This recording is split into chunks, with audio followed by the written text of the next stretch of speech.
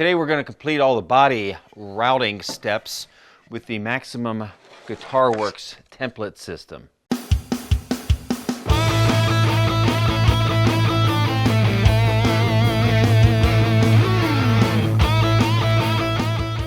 This is now part 5 of showing everyone the Maximum Guitar Works template system, and we've been working on this body in the last 2 parts, and I just wasn't able to finish it. Both ran out of time, probably talking too much again, but also I wasn't sure about this cavity right here and what I was going to do with it.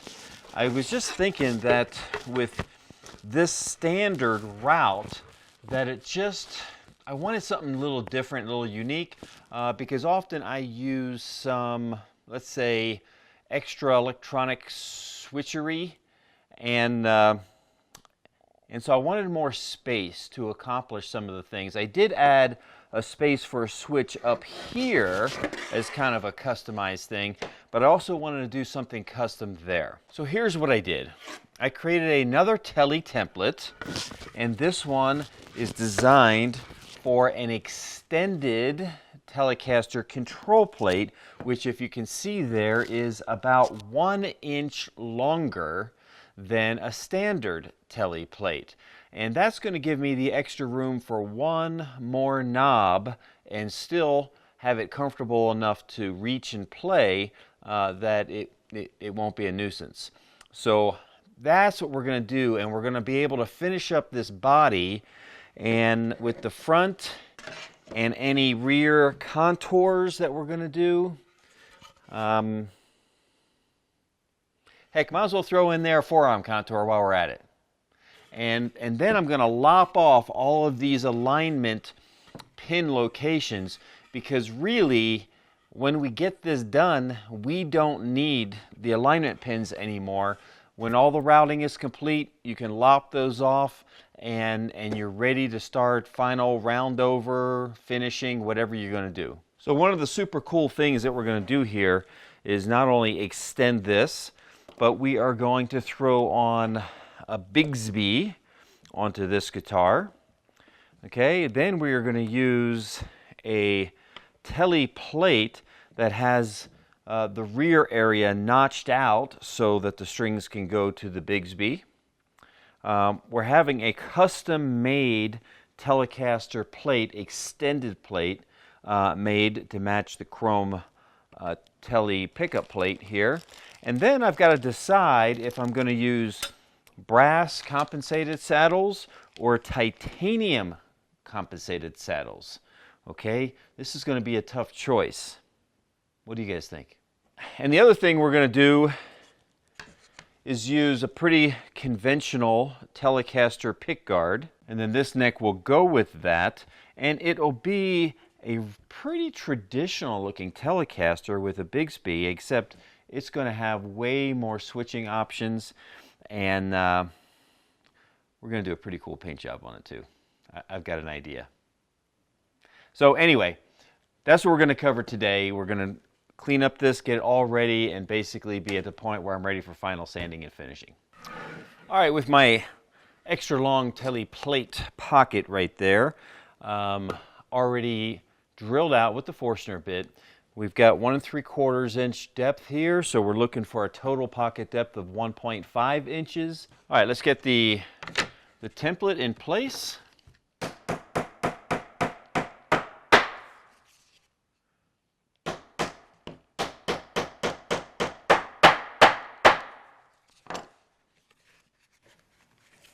Everything lines up perfect every single time. It's amazing, swapping out for different pickups and everything like that is so simple. So I need 38 millimeters deep on this body, and I've installed my favorite router bit that I've pointed out in other episodes, and I can only get 35 millimeters out of it before the cullet would extend below the base. So that is a no-go if you don't want to ruin your template. So I stopped it at 35, and I'm going to have to switch bits in order to get the last 3 millimeters.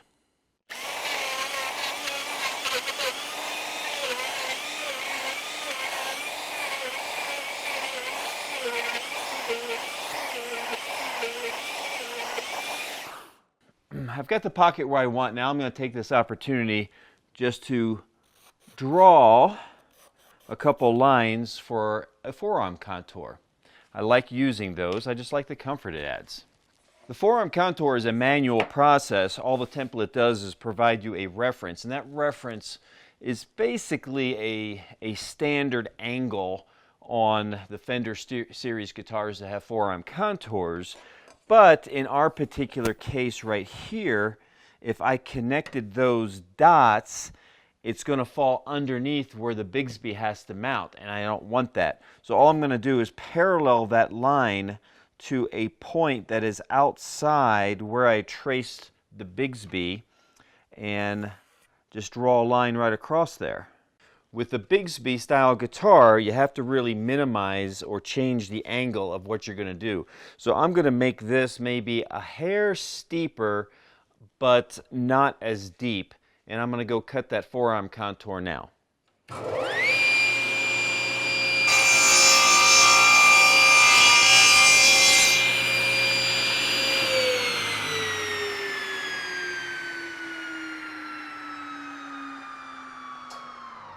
What was that you just said? Well, you better go a few videos back and look up my video, The Fastest Forearm Contour in the West, and see that jig, because that one is a keeper. All right, so here's another rear routing that I'm going to do before I remove my alignment pins, and that is going to be for a neck heel recess area. I really like thinning it out a little bit. You can go as thin as 5/8 of an inch here. I don't always go that thin, but I do take off maybe 3/8 of an inch just to make it a little less meaty when you're working those upper frets. And so I find that that's very nice. This particular template, I'll be honest with you, I'm not 100% sold on. And that's kind of weird for me saying that, right? I'm not sold on it for two reasons, and I'm trying to figure out a better way. Number one, I still have to use double stick tape because I made this template shorter to conserve acrylic, but I only have one anchor point right there. And then the other issue becomes alignment. Not a big deal. Not a big deal. I can anchor it in the one position right here. And then as I lower it, I have to just make sure that the scribed center line is going right down the middle. And if I'm able to do that and get this all seated, then it'll work out fine. If I can't, then it won't. The third reason that I'm trying to redesign and re-engineer the way I do this recess area and this template is after I get done recessing this area right here, I'm left with a square edge around the perimeter that I then have to manually take a file rasp, sandpaper, and smooth it and round it over. It's not a big deal if you're doing one or two guitars, but if you're doing 10 guitars at a time, it's a waste of time. So I'm trying to develop a two-part template that will cut the recess with one bit in one template and then cut the round over with a different bit with a different spacing on the template, a little offset, so that it can move over just a little bit and get that round over to cut out. So I'm working on that. So if you want to order this template now, okay, go ahead and do it. But more than likely I'm coming out with a better version of it at some point in the near future. Maybe by the time you're watching this video, I already have it. If you've got any ideas how I can create a template that allows me to do the recess and the round over all in basically the same process, whether it be one or two templates, then let me know. There may be a big prize in there for you. Or there may not be, other than the satisfaction of helping me figure it out. I get the template in place. I'm going to use a bushing guide. I've just found that the bushing guides are a little bit more reliable to use the bit that I want and get the depth that I want. So I'm going to combine that with the Yanico, I don't know. It's a bowl bit, basically. It doesn't have a model number here on there. I say, wait a minute, no, I was wrong. Okay, I'm totally wrong. It's not even a Yanako. Sorry, Yanako. It's a white side. That's so silly. It's a 1374B as in Bravo. Okay, and it does have a guide, but I can't get the template high enough to use that guide, and that's why I'm using the bushing guide system. Now, if I had a squattier version of this that was maybe only half the height, I could probably get away with it. But this works out good. So I apologize to getting Yanako's router bits hopes all up that I was going to use their bit here. I have nothing against Yanako. They're from New Jersey, and I'm from New Jersey. And if you're going to go and ask me what exit, 25. All right, I've got the bit installed, and I've got the bushing in place. Now, the reason I like the bowl bits is because the bowl bits have a flat bottom. I used to use just a standard bull nose, but it was really hard to get the surface of this recess area perfectly flat with just a cove bit. Or a core box. There's like several names for it. So with the bowl style bit, there's a little bit of flat spot before it goes into the radius, and it is like a 1/4 inch radius on the sides. So it's a nice radius, but not too much. The thing you have to really make sure is you get clearance, freedom of travel. That dowel pin was sticking up ever so slightly and causing a sticking point here, and I don't want to have that. So I took care of that. So we are ready to go. The depth, let's talk about that 1 second here. Okay, we know that my body is 1 3/4 inches deep. We know that my neck pocket, as Fender standard, is 5/8 of an inch deep. That leaves us 1 1/8 inches of wood right there to the neck pocket. And I want to leave a minimum of 5/8 of an inch. So 5/8 from 1 1/8. Sorry for folks with the metric system. It is much more complicated to do empirical math than it is metric system math. But that leaves me with the ability to take up to 1/2 inch off of this and still have the 5/8 minimum that I require. Now, I'm not going to go that much. I'm going to go 3/8 of an inch deep because I feel like that's enough to give me the relief I need and a little extra comfort for stability of that neck heel area by having that little extra meat. Best of both worlds.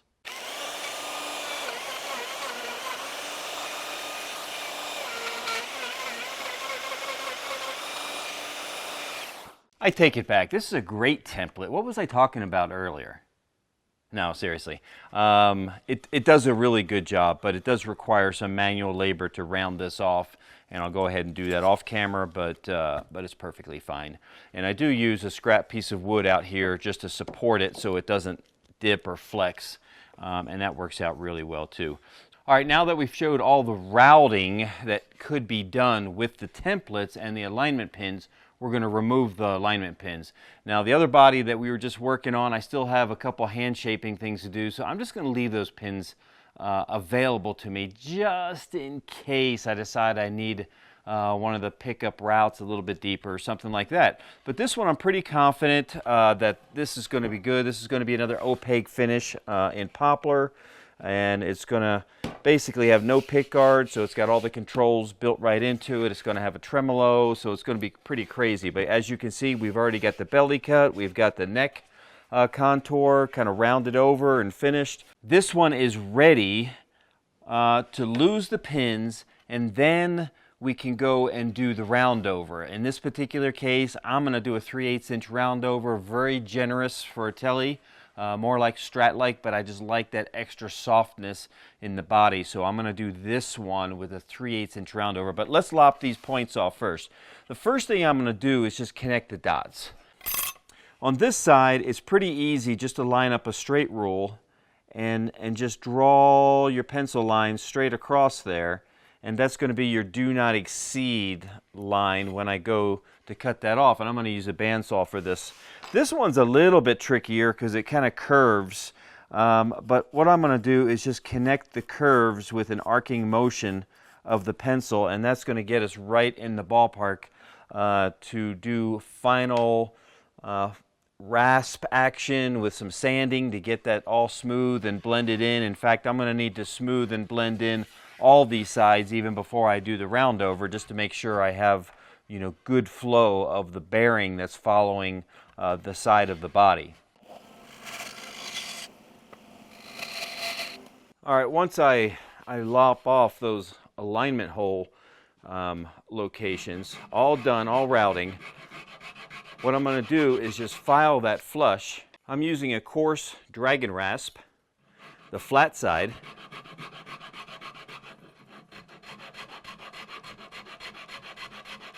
You could take it to a disc sander or a belt sander and clean it up that way too.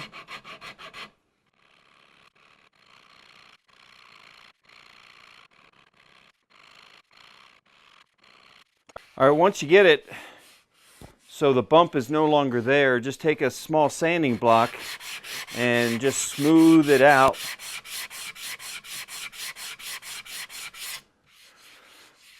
And it's gone. All right, I got the 2 alignment pin areas off and sanded smooth with nice transitions. So this is pretty much all done. I'm just going to do that 3/8 inch round over, and this body will be ready for finishing. But there's one thing that I've been promising to talk about during the template series that I've been doing recently. And by the way, I want to do more series. I've introduced a 22 fret fretboard that would then overhang the traditional Tele and or Strat neck design. And so there's a special technique that I want to show in that, so I'll probably do that in a subsequent video too. But if you have any questions about templates, about what I have available, pricing, just email me directly at info@maximumguitarworks.com. But one thing that I've been wanting to show you is what happens if you get a boo-boo in your template. So normally every class that I teach, I end up getting a little boo-boo in a template where, you know, a student's not maybe paying attention to the bearing or tries to pull out of a pickup cavity too soon, and then it kind of chips that. Sometimes, like I warn you about, if they plunge the router too deep and the collet hits the template, that will mess up the template. Many of these oopsies are repairable, and so I want to show you that real quick.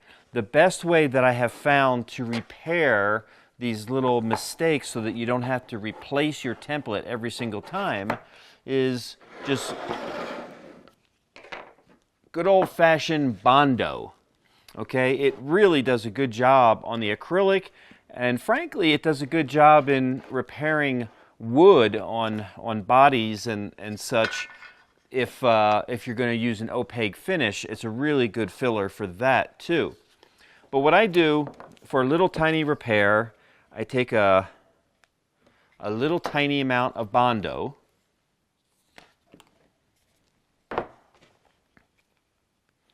an even little tinier amount of hardener, and I just mix that up with like a popsicle stick or something like that.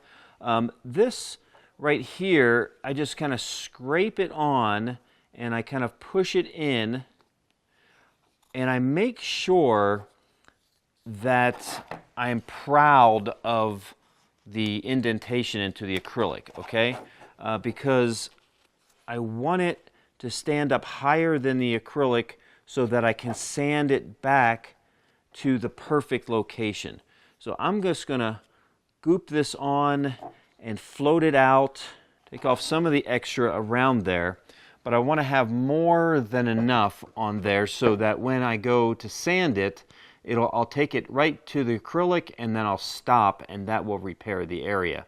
So I think I'm going to go do round over on this bad boy, and while that's happening, I'll let this harden up because it doesn't take long, and we'll see how the repair goes. And since the camera is still running, like I said, I've got a little knot on the front. This is going to be an opaque finish. I'll fill that with my leftover Bondo, and I've got a little tiny tear out on some of these edges, so I'll fill that with my leftover Bondo. Don't let it go to waste. Here it is right here. I got this all these roundovers done and a little bit of the sanding done. Got a little bit more to go, but that body's looking awesome. That's gonna be a great Tele-ish type guitar for sure. Let's get back to the repair. The repair, all I need is just a little flat block with sandpaper on it. Not anything too fancy here. And I'm just going to lightly sand it until it gets smooth and I see only the damaged area that I filled remaining white. The rest of it will be down to the acrylic. I could take a little naphtha and clean up my black X. I have the students put the little black circle and an X where the damage is so that I remember to fix it and all the students don't end up with a divot out of their neck in the same spot. But there it is right there. So that's how easy. A little bit of Bondo, give it 5-10 minutes, whatever it takes to dry, and then a little sanding block until it's perfectly flush again, and that's how you repair little nicks and damage to the templates. You don't have to replace them. Don't worry about the acrylic. It's a whole lot easier to place it's a whole lot easier to fix than MDF for sure, and it'll hold up a lot longer over time as long as you take good care of them. The other thing you don't want to do is drop it on the floor because you may chip or crack part of it. Don't ask me how I know that, but you want to be careful about that aspect too. But very durable, and they do a great job. So let me know what else you need to know about templates, because these things are available. So this part 5 of my template series of the Maximum Guitar Works templates is complete. I may throw in videos here and there just to kind of show newer templates that I'm coming up with, or if anything is different the way we do it, or when I get all those great ideas of how to do the heel recess area a little bit better, let me know that, and then I'll do a video on that for everyone. But until next time, remember that no matter what you do, start with excellence.